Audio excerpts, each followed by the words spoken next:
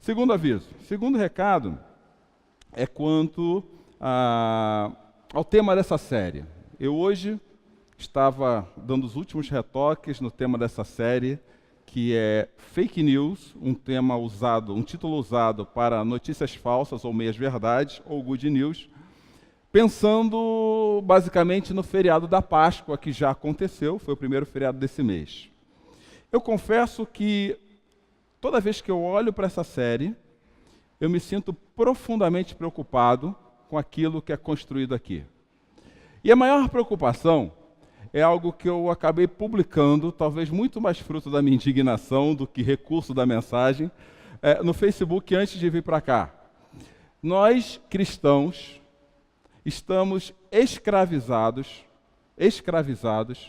sem perceber muitas vezes, por um discurso espiritualmente populista. O que eu quero dizer com isso?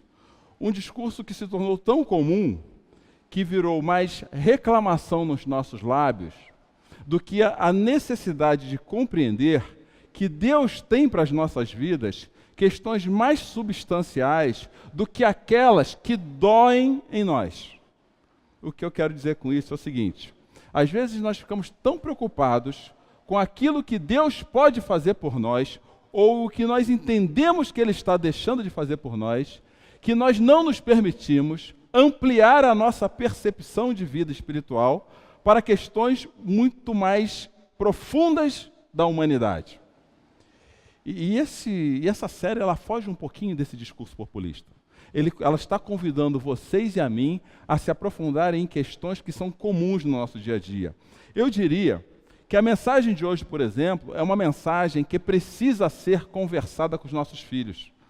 Porque eu tenho certeza, e não erro, ainda mais agora eu voltando a estudar e vendo o que o mundo acadêmico tem trazido no dia a dia, eu tenho certeza que eles ouvem a respeito disso, e às vezes a nossa dor como pais, a nossa necessidade de ser atendido por Deus, não nos permite conversar com eles a respeito de questões tão sérias.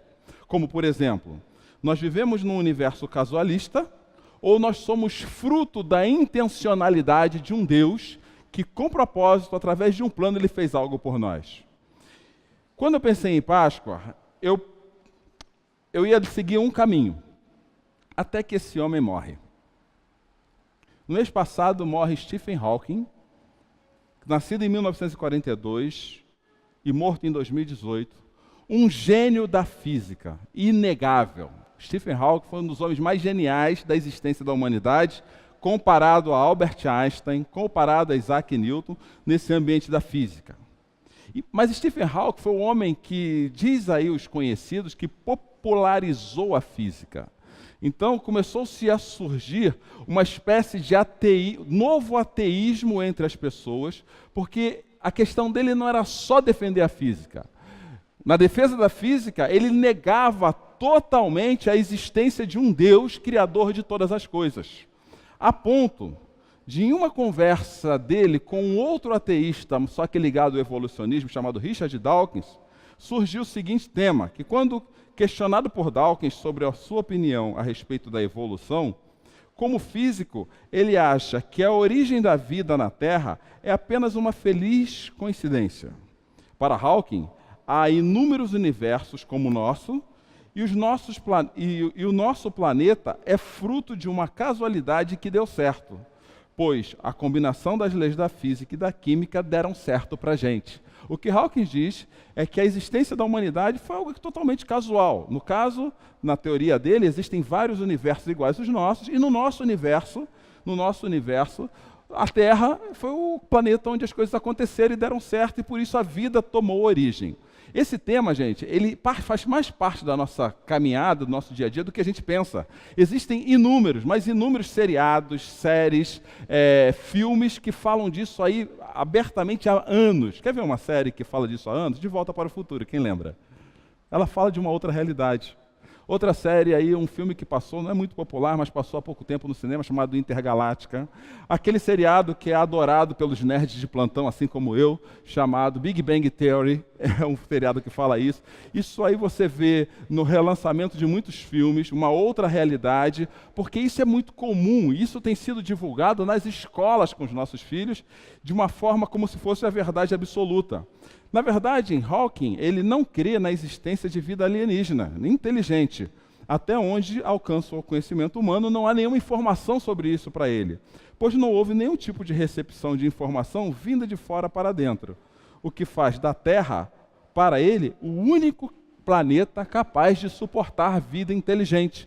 Então ele fala, eu nem creio em alienígena, o que eu creio é que aconteceu alguma coisa extremamente casual que possibilitou que aqui na Terra houvesse vida inteligente. Para que a gente possa colocar Hawking na página dele, ou na forma dele de pensar, ou na forma dele que ele enxerga o mundo, nós precisamos entender como a ciência funciona. Ela pega um fato, por exemplo, eu construí um microfone, eu tenho que ter a capacidade de reproduzir nas mesmas condições esse microfone. Se isso não conseguir ser reproduzido e tiver o mesmo efeito, isso não é ciência. Então, Hawking sempre foi um físico genial, mas nós precisamos colocar ele dentro da página dele. Existem outros cientistas que falam a respeito da criação, como, por exemplo, essa cientista da NASA, muito conhecida no meio cristão, inclusive esteve em uma de nossas igrejas esse ano, dando uma palestra justamente sobre criação.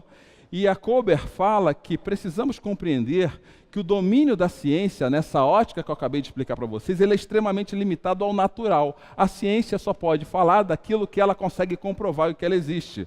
Mas nós não podemos confundir os limites da ciência com os limites da realidade. O fato dela comprovar aquilo e dizer que é verdade, não quer dizer que toda a realidade seja aquilo que a ciência comprova em si mesmo.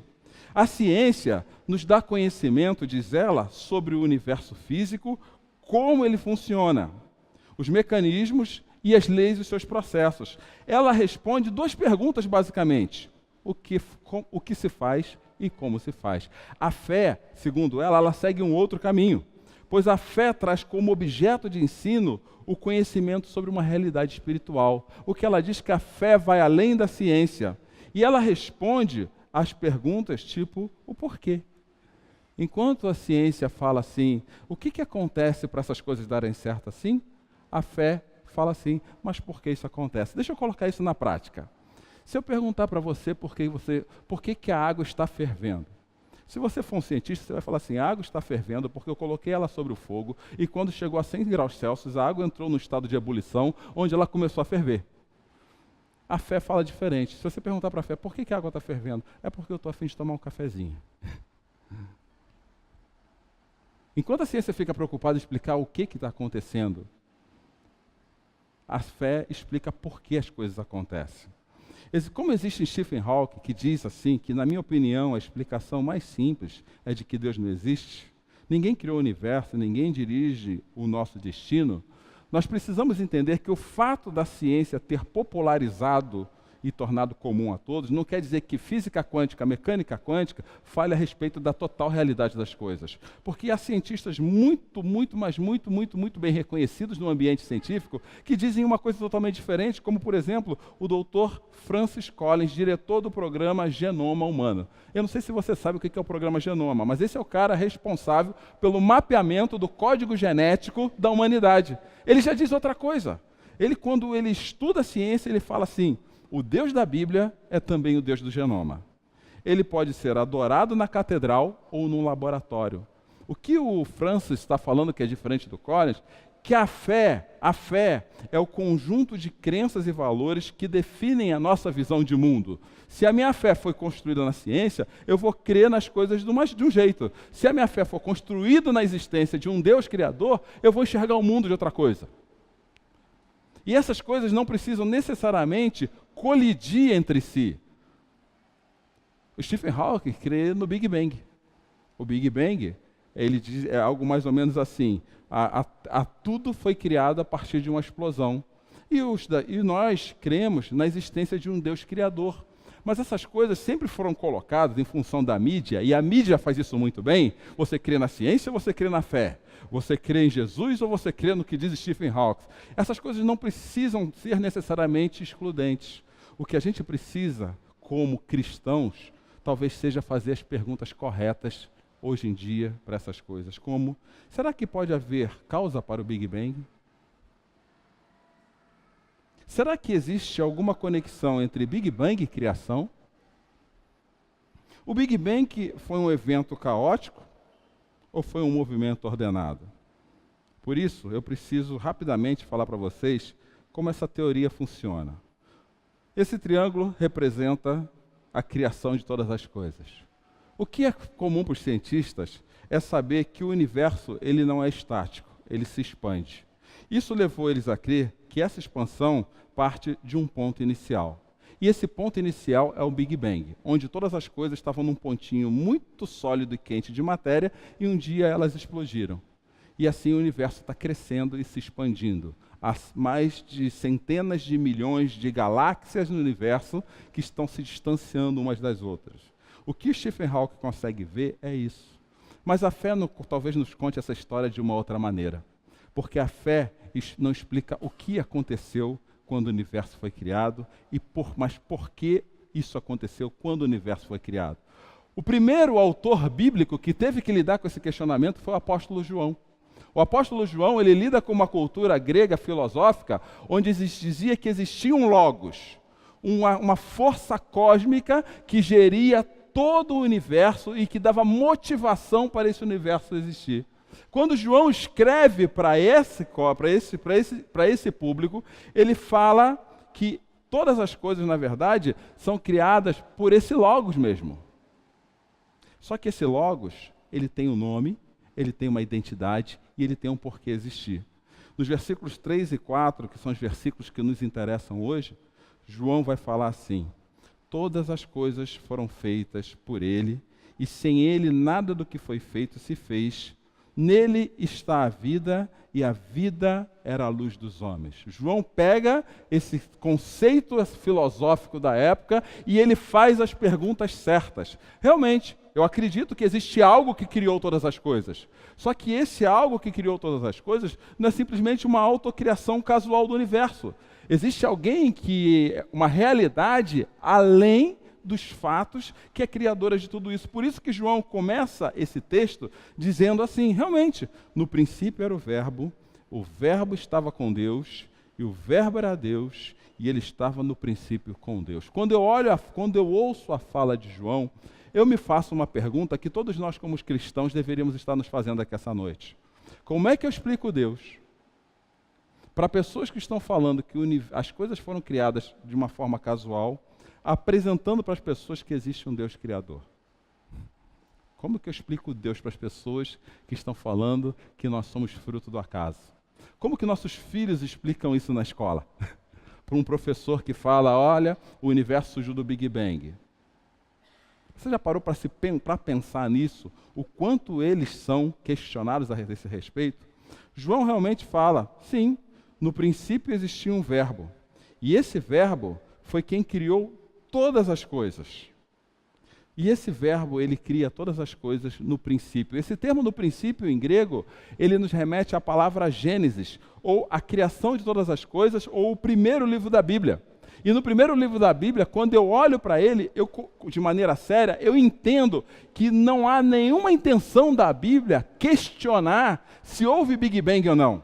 Não há nenhuma intenção da Bíblia questionar se foi criado dessa forma ou daquela forma. O que a Bíblia nos mostra no primeiro capítulo da criação são 6 fatos, são 2 fatos em 6 partes muito claros. O primeiro dia, todo mundo sabe que Deus fala que tudo foi criado em 6 dias, né? Está todo mundo comigo nessa parte? 6 dias, tá bom? O 7º, o que Deus fez? Descansou. Então, quando eu olho para Gênesis fala, no primeiro dia, Deus criou luz e trevas. E aí, a seguir estão os versículos. No segundo dia, Deus criou céus e águas. E no terceiro dia, Deus criou terra e mares. Alguém que já participou da construção de alguma casa? O que você coloca na casa primeiro? A mobília ou o tijolo? É o tijolo.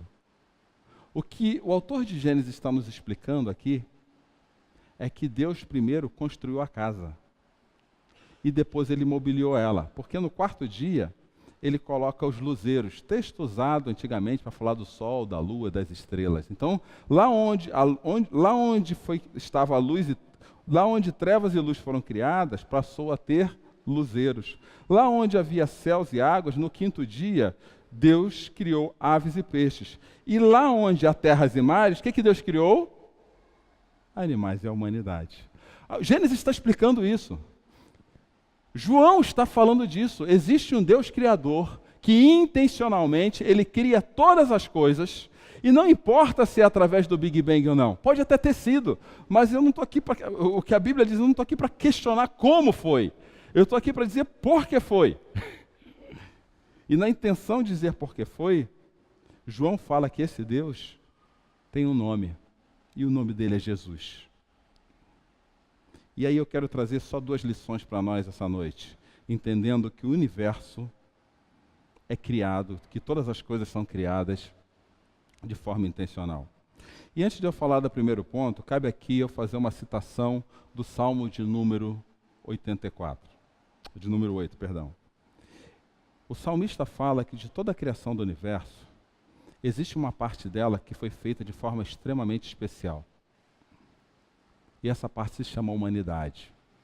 De tudo que Deus criou, somente a um ser de toda a criação, Deus compartilhou parte da sua essência. Porque quando eu olho para o texto da criação, eu vejo Deus pegando o pó da terra, moldando o ser humano, e depois o que ele fala? Ele sopra. Ele sopra. E aí o ser humano ganha vida através do sopro de Deus. E você pode me perguntar, Cláudio, mas os animais não têm vida? Tem. Mas quando a gente lê os autores bíblicos, nós entendemos que nesse sopro de Deus, ele transfere para todos nós propriedades, atributos, características que eram exclusivas dele antes de todas as coisas serem criadas, como amor, como razão. Os animais, eles são inteligentes, mas raciocínio é só o ser humano que tem. Eles podem ser ensinados. Eles podem mostrar carinho porque se sentem parte da matilha de seus donos. Mas raciocinar, compreender, construir lógica é do ser humano. Inclusive, numa entrevista com Stephen Hawking, preparando-me para essa mensagem de o outro cientista perguntou, você acha que um dia as máquinas vão ser iguais aos seres humanos? Ele falou, jamais.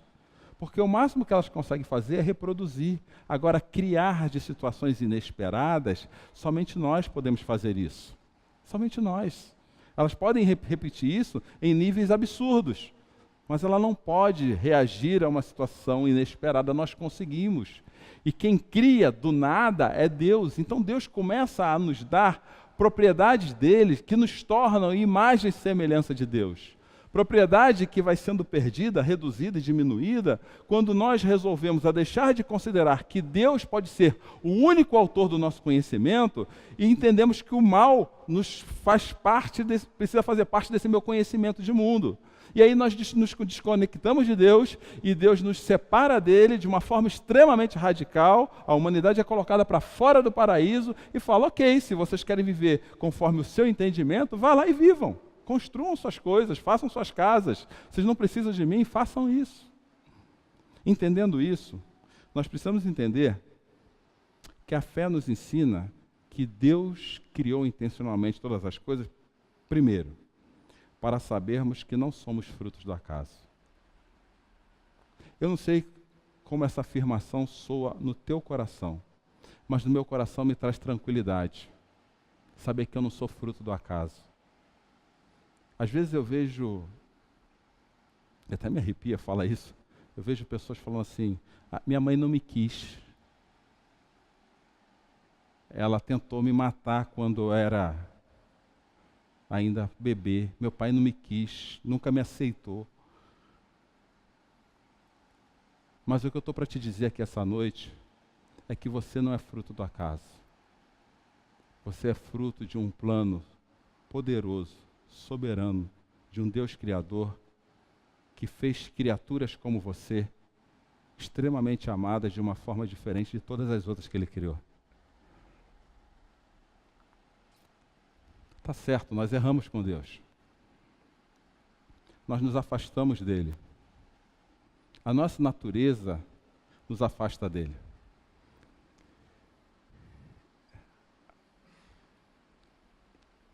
Deixa eu falar uma coisa. Talvez eu não devesse nem falar isso aqui, mas cada um pegue seu pedaço, tá bom? A gente está vendo o cenário político do nosso Brasil. E isso tem fomentado uma série de palavras de ira, raiva e indignação.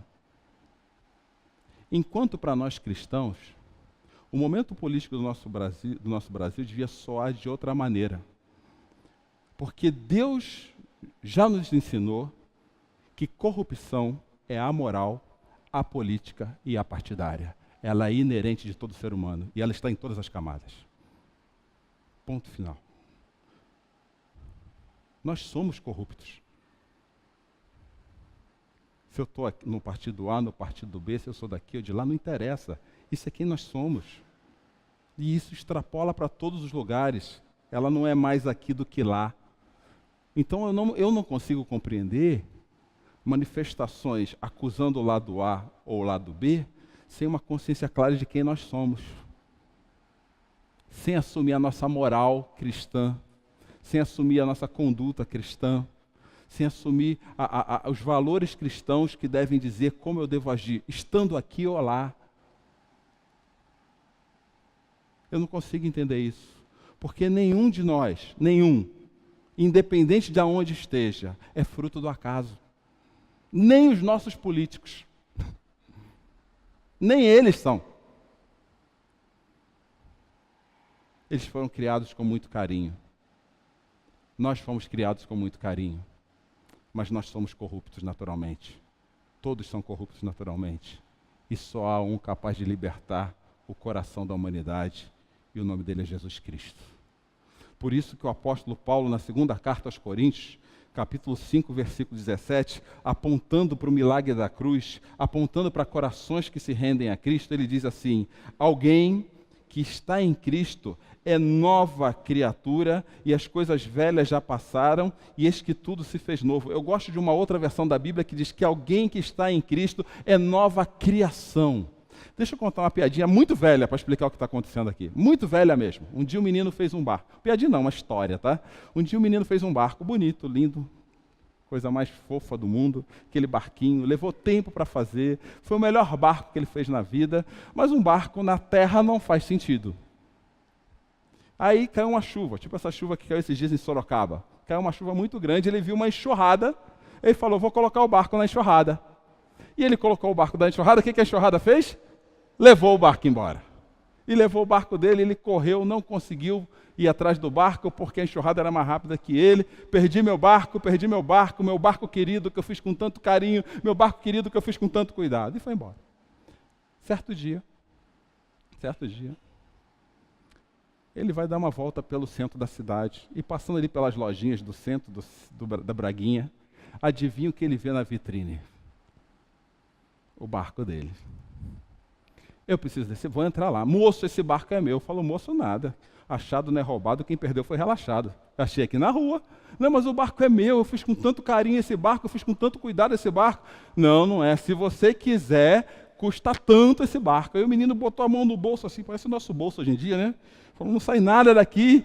E o barco lá, e falou, meu Deus do céu, e foi para casa. E foi para casa. E falou com o pai dele, pai, eu preciso do meu barco. Eu fiz com muito carinho. Está lá na vitrine, pai, eu não consigo viver sem ele. E o pai falou assim, cara, se você precisa, você tem que fazer alguma coisa pelo seu barco. E ele foi lá, deu o suor, fez tudo que ele tinha, gastou sua energia, juntou moedinha por moedinha, encheu um pote de geleia Hellmann's. Aqui eu posso falar geleia Hellmann's, né? Tem lugar que não pode falar esse nome, igreja. Aí ele fala assim, encheu um pote de geleia Hellmann's, levou esse barco, ele foi agarrado com aquele dinheiro, com carinho, porque ele não podia. Depois eu explico para quem não entendeu a piada. Aí ele foi com carinho tremendo atrás daquele barco, com aquelas moedinhas, chegou no balcão, derramou assim, não vou derramar que cai água, aí derramou aquele negócio, aquele monte de moeda, contou moedinha, deu dinheiro do barco, ele agarrou o barco assim e foi pela rua cantando, oh Deus, obrigado, esse barco é 2 vezes meu, uma porque eu criei e outra porque eu o resgatei. E foi isso que Jesus fez pela gente. Vocês não são fruto do acaso, nós somos fruto da criação de Deus. e aqueles que estão em Cristo Jesus foram criados e resgatados pelo preço do sangue dele. A segunda lição desse texto é que a fé nos ensina que Deus nos criou intencionalmente para sabermos o valor da nossa vida. O apóstolo João fala que nele estava a vida e a vida era a luz dos homens. A palavra vida é uma palavra comum no português. Às vezes, em outros idiomas, ela vem trazendo de outras palavras. A palavra mais comum para a vida, para você e para mim, é a palavra grega bios, de biologia, de biomedicina, de biomédico. Bio, ela fala a respeito da vida biológica. A biologia estuda, é o estudo da bios. Então, é ciência. A biologia, ela tenta comprovar a bios. Mas no idioma que escreve o Novo Testamento, não existia só essa palavra para falar de vida. Existia uma palavra chamada zoe. Zoe. A palavra zoe não tem a mesma relação, não quer dizer a mesma coisa que bios. A palavra zoe quer dizer vitalidade ou a capacidade inerente de produzir e manter a vida em todos os seres vivos. E quando o apóstolo João escreve para aquelas pessoas que nele Jesus estava a vida, ele estava dizendo que nele em Jesus está a capacidade inerente de produzir a vida em todos os seres vivos. O que João está falando é que a ciência pode tentar explicar o que quiser, mas tem uma coisa que ela não consegue explicar e é a realidade porque nós estamos vivos. Porque nós temos vida. A maior busca da ciência hoje é a tal da fagulha da vida, da centelha da vida. Não dá, porque isso é uma propriedade que só Deus tem. E quando João fala de Jesus, ele fala, sabe qual é o valor da sua vida? Sabe quem deu a sua vida? Foi aquele único capaz de criar a própria vida. E eu queria fazer duas reflexões bem rápidas a respeito de Zoe. Primeiro que Zoe diz que Jesus é o próprio Deus e tem autoridade de Deus. João ele usa essa mesma palavra no capítulo 5, versículo 26, quando ele diz assim, pois da mesma forma como o Pai tem vida em si mesmo, ele concedeu ao Filho ter vida em si mesmo. O que João está falando é que Jesus e Deus é a mesma pessoa. E esse Deus criou todas as coisas, criou a humanidade com carinho, resgatou a humanidade com carinho, e João também vai dizer um pouquinho mais adiante, que Zoe diz que Jesus também condena, que Jesus nos conduz a uma vida além da bios. Deixa eu dar uma pausa aqui. João 6, a partir do 65, acontece uma coisa assim. Jesus estava com seus discípulos no meio da multidão. Ele multiplica pães. Todo mundo lembra desse evento? Jesus multiplicando pães para alimentar a multidão. Se tem comida, o povo vai atrás. Não é assim? Chama uma festa sem comida para ver se alguém vai. Fala, olha, tem boca livre ali, o povo vai atrás. A multidão acompanhou Jesus. E foram eles. Chegou uma hora de tanto caminhar, deu o que neles? Fome. Aí, Pedro, sempre impetuoso e impensado, ele fala assim, Jesus, acho que está na hora de fazer pão para a turma de novo. Porque senão a bios deles vai, cair.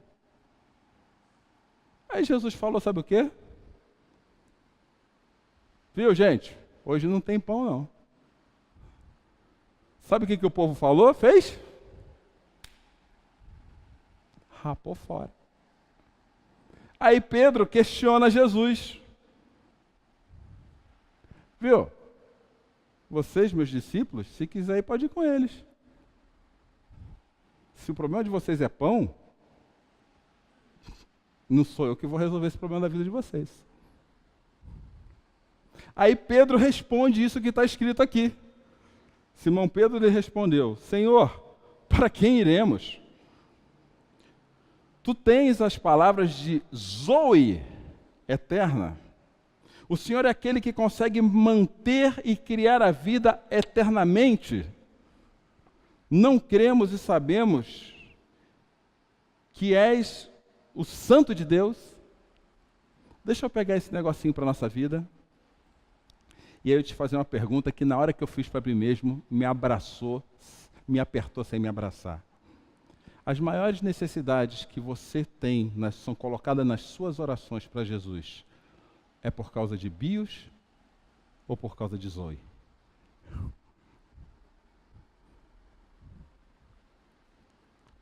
Os seus pedidos de oração são para manter a sua Bios ou são para fortalecer a sua Zoe? Quer que eu seja mais específico? Quando eu peço por alguém ser curado de uma doença, é Bios ou é Zoe? Quando eu peço para que Deus sustente as minhas emoções, é Bios ou é Zoe? Quando eu peço que Deus me dê aquela bênção que eu estou esperando há tanto tempo, é Bios ou é Zoe? Aí Jesus está falando aqui para a gente, se seu problema é Bios, meu amigo, segue teu caminho, porque comigo a vida é eterna.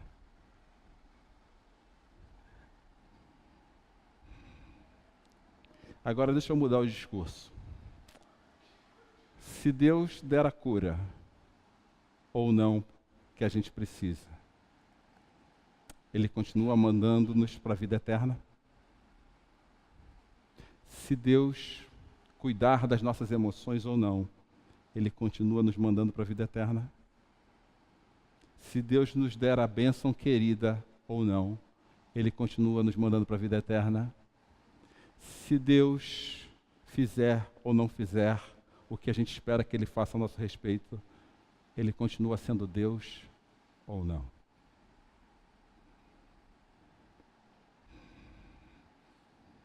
Às vezes nós focamos em Jesus pelos motivos errados. Muitas vezes nós queremos ir para o céu porque nós temos medo de ir para o inferno da nossa vida. Mas a única coisa que leva-nos para o céu é saber que Deus nos amou de tal maneira que enviou seu único Filho para que todo aquele que nele crê não pereça eternamente, mas tenha vida eterna.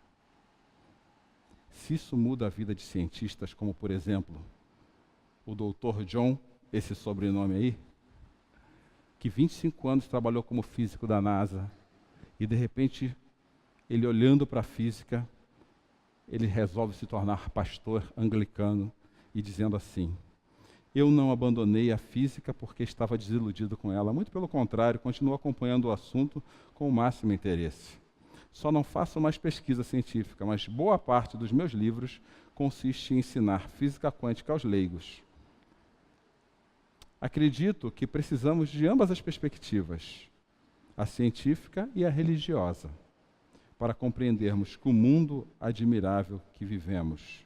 Ou então um dos papas da física que faleceu em 2010, quando ele diz, depois de 50 anos estudando física, Deus mostra alguma coisa para ele na física que muda a vida dele. Ele escreve assim: a ciência torna explícita e incrível a incrível ordem natural, as interconexões em vários níveis entre as leis da física e as reações químicas encontradas nos processos biológicos da vida. Por que será que os elétrons têm todas as mesmas cargas e a mesma massa? A ciência pode responder questões bem específicas, tipo o que, quando e como. Ou o método de investigação, por mais poderoso que seja, ele não pode responder alguma coisa. Uma única pergunta: por que as coisas são criadas assim? Porque o único que tem resposta para essa pergunta é Deus. Você não é fruto do acaso. Deus criou você de maneira especial. E o mesmo Deus que criou você, Ele veio em seu resgate. E as pessoas que entendem esse recado, entregam seu coração a Cristo, elas são duplamente resgatadas. Obrigado, Senhor, de Jesus, porque nenhum daqueles que o Senhor me deu se apartaram de mim. Nós fomos feitos e comprados. Jesus nos criou a sua imagem e semelhança para que soubéssemos que não somos fruto do acaso, mas fruto de um plano amoroso de Deus. Jesus recria discípulos de Cristo à sua imagem e semelhança, para sabermos que a vida é um presente de autoria dele, e com ele pode ser mantida eternamente. Essa é a vida que ninguém pode roubar da gente. Vamos orar?